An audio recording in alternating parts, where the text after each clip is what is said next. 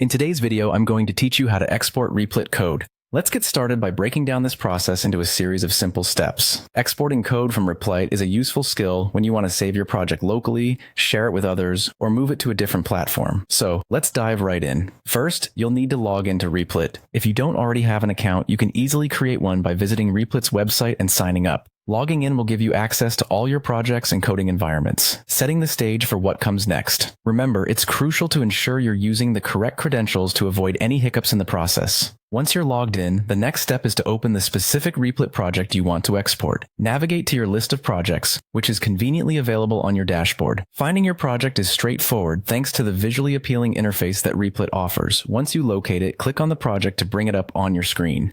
It's really important to make sure you're working in the right project environment before proceeding.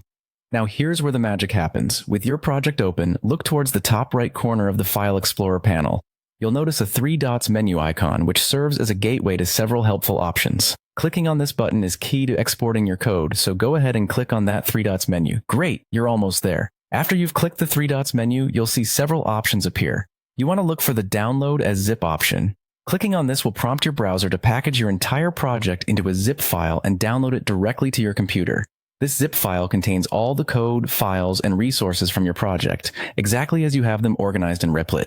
Depending on the size of your project, the download might take a few seconds or a bit longer, so be patient. Once the download is complete, you can locate the zip file in your computer's designated downloads folder or whichever directory you've set for your browser's downloads.